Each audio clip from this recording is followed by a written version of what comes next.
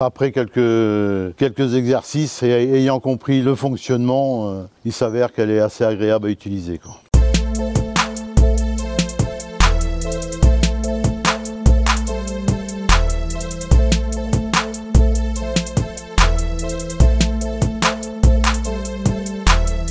J'ai remonté du maïs en silage sur un tas et également des petits travaux, manipuler des balles de paille.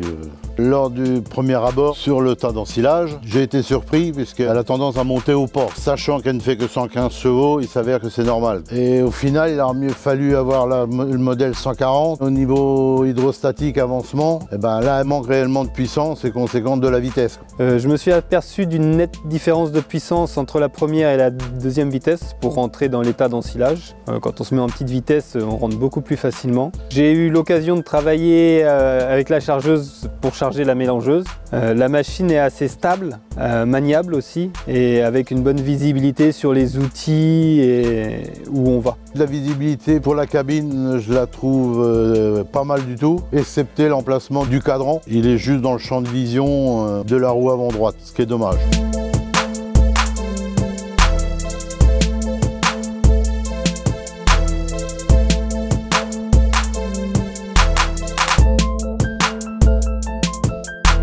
Tout est facile d'accès, que ce soit filtre à huile, filtre gasoil, tout est d'ailleurs du même côté. Et on va retrouver de l'autre côté jauge à huile et notamment le filtre à air qui est très facile à ouvrir et du coup à dépoussiérer.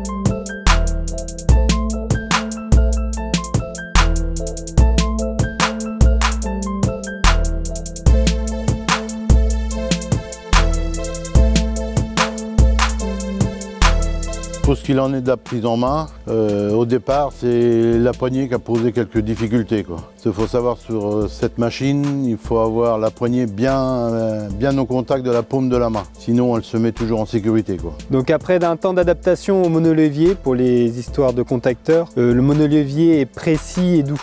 On a juste le coude qui est un petit peu haut par rapport au levier.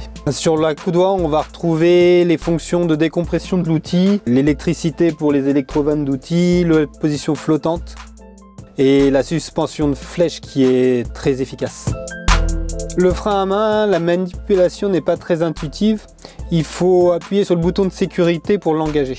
Il y a un terminal digital assez complet. On peut paramétrer les vitesses d'avancement maximum, modifier le régime moteur. Et on aperçoit l'angle du bras, il y a une pesée et tout ce qui est lié à la conduite. La machine a une hauteur assez correcte, pas très haute, ce qui me permet de rentrer facilement dans les bâtiments ovaux, d'avoir aussi une bonne accessibilité. Les marches sont pas très hautes et les montants de cabine galbés permettent de rentrer facilement dans la machine.